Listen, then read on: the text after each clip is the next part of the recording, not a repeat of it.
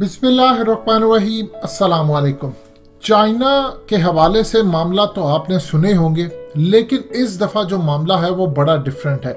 India के army chief south Korea के दौरे पर गए हैं और वहां जाकर उन्होंने स्ट्रॉन्ग साउथ कोरिया से डिफेंस टाइज अपनी मजबूत की हैं। अब जानते हैं मोदी का भी दौरा हो चुका है और उस सूरत हाल के अंदर साउथ कोरिया के हुक्मरान मोदी से भी आकर मिलते रहे, लेकिन खास तौर पर स्पेसिफिक टाइम के एक तरफ जयशंकर कतर के दौरे पर मौजूद है और वहां पर जाकर पाकिस्तान के खिलाफ महाज बना रहा है। दूसरी जानिब साउथ कोरिया के दौरे पर इंडिया के आर्मी चीफ वहां पर मौजूद है।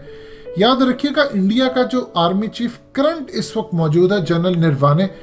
मजीद डिस्कस करने से पहले इस वीडियो को लाइक करें, हकीकत टीवी को सब्सक्राइब करें और बेल आइकन पर जरूर क्लिक करें।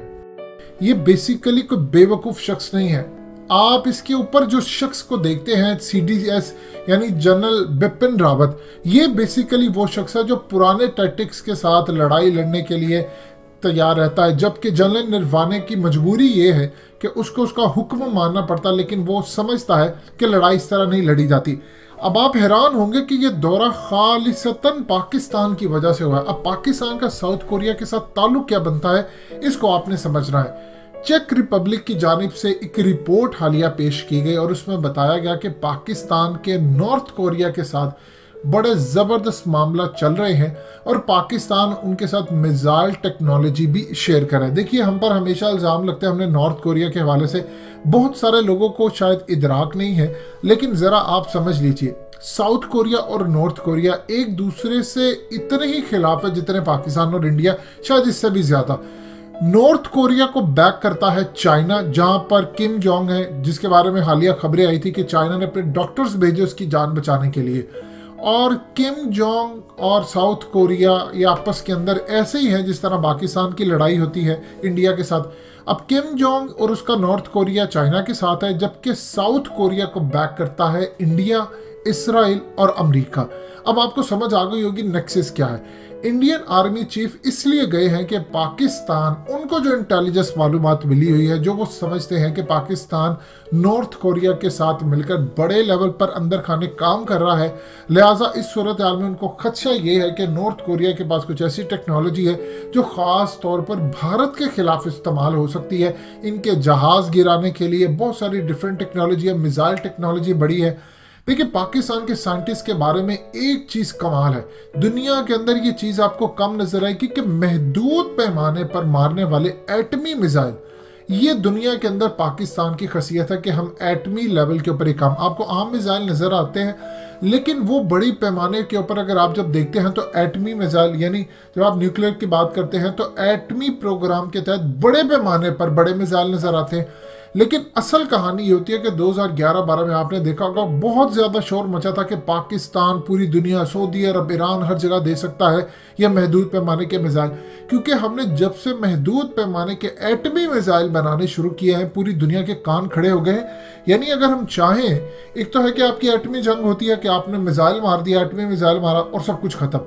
एक महदूद पैमाने की जंग में ये चीज़ है कि आप अगर पूरा शहर तबाह करना चाहते हैं या आप मखसूस इलाका तबाह करना चाहते हैं तो पाकिस्तान के पास वो सलाहियत है, जबकि इंडिया और अमेरिका से लेकर इसराइल इस चीज़ से बहुत ज़्यादा डरते हैं। होता यूँ है कि जब आप एटमी मिसाइल की बात करते हैं तो हर मुल्क ये सोचता है कि अगर मैंने चला दिया या दूसरे मुल्क ने चला दिया तो हमारे लिए प्रॉब्लम ये होगी कि सारे के सारे मारे जाएंगे। जब आप एटमी मिसाइल महदूद पैमाने की छोटी जगहों पर मारने की सलाहियत देखते हैं तो उसमें भी ऐसी सूरत हाल नहीं।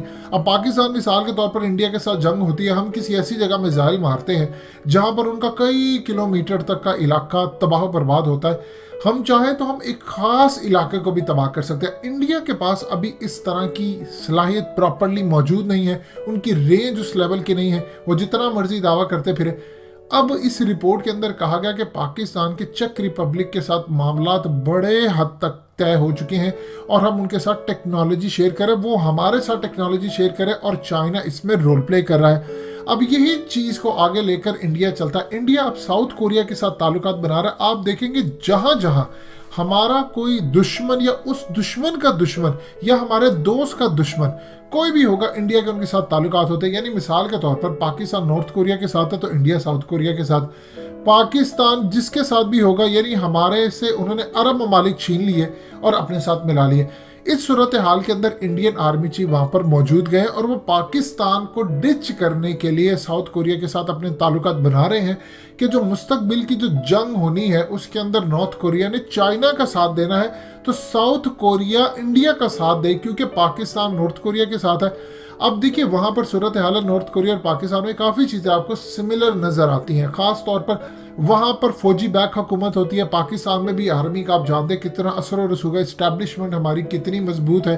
लिहाजा इस सूरत हाल के अंदर आपको चीज़ें नज़र आती है कि वहां पर भी आर्मी का अमल दखल होता है, यहाँ पर भी आर्मी बड़ी स्ट्रॉन्ग है। अब पाकिस्तान और उसके हवाले से मिसाइल टेक्नोलॉजी में भी काफ़ी मामला है।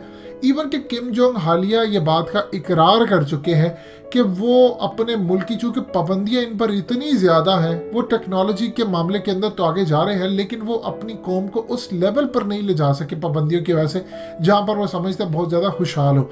अब इस सूरत हाल के अंदर चाइना रोल प्ले करता है पाकिस्तान और नॉर्थ कोरिया के दरमियान, और ये वो समझते हैं कि चाइना ने ब्रिज का रोल प्ले किया है। इसीलिए अब Indian army chief south Korea से ताल्लुकात बहाल कर रहे हैं ताकि चाइना के खिलाफ ये ताल्लुकात उनके लिए फ़ायदेमंद साबित हो।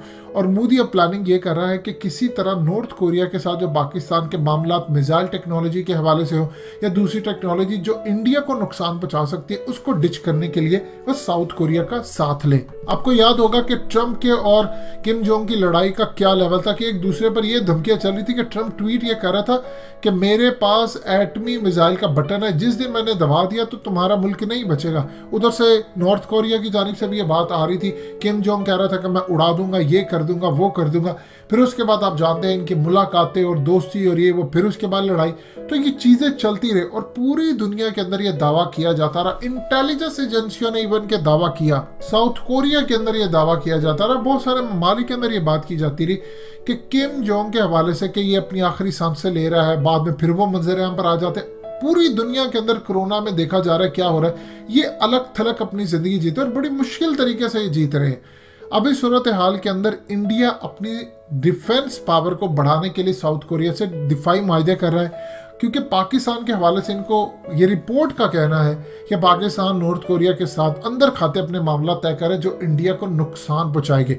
अमेरिका पूरी तरह इस वक्त इंडिया की बैक पर है और इंडिया को बता रहा है कि कहाँ कहाँ उसने लेकर चीज़ें चलनी है, कैसे उसने मामलात को हैंडल करना, और पाकिस्तान को डिच करने के लिए इंडिया को किस किस की असल में ज़रूरत पड़ेगी। इंडिया जब से उसने देखा है 27 फरवरी के वाक़े पर कि पाकिस्तान के पास ऐसी टेक्नोलॉजी है कि जो रडार जैम कर सकती है, तो वो ये पूरी तरह अश्योरिटी रखते हैं कि पाकिस्तान के पास ऐसी टेक्नोलॉजी भी है कि उड़ते हुए जहाज़ को किसी भी वक्त बंद किया जा सकता है। और ये टेक्नोलॉजी सिर्फ इस वक्त या तो अमेरिका के पास है या चाइना के पास है या अनऑफिशियली इसराइल के पास भी मौजूद है। अब वो ये समझते हैं कि पाकिस्तान के पास अगर ये टेक्नोलॉजी है और हमारा इन्होंने इस्तेमाल किया, यानी हमारे खिलाफ अगर इस लेवल पर आ गए कि जंग हो रही है और उस दौरान हमारे जहाज बंद होना शुरू हो गए, फ्री फॉल होकर गिर रहे हैं, तो फिर हम किस जगह जाएंगे। इसीलिए वो साउथ कोरिया और हर जगह इंडिया के ऊपर टेक्नोलॉजी लेने के लिए अगले लेवल पर उनको अपने साथ मिलाने के लिए, अब देखिए दुनिया दो हिस्सों में बढ़ती जा रही है और यही असल में उनको तकलीफ है कि एक तरफ हक आ रहा है, एक तरफ बातिल जा रहा है। और आप देखिए इंडिया के साथ आधे ममालिक खड़े हो रहे, कुछ चाइना की वजह से हमारे साथ है, और मुस्तकबिल के अंदर ही हक के साथ हमेशा कम लोग खड़े होते हैं, कम ममालिक खड़े होते हैं। इंडिया के साथ तादाद में ज़्यादा है, लेकिन जब हक और बातिल की लड़ाई होगी तो चाहे तादाद कम हो या ज़्यादा हो, हक की जीत ही एंड के ऊपर आपको होती हुई नजर आएगी। दोस्तों, हकीकत टीवी को सब्सक्राइब करना मत भूलिए, वीडियो को लाइक करें, शेयर करें और कमेंट सेक्शन में अपनी राय का इजहार ज़रूर करें।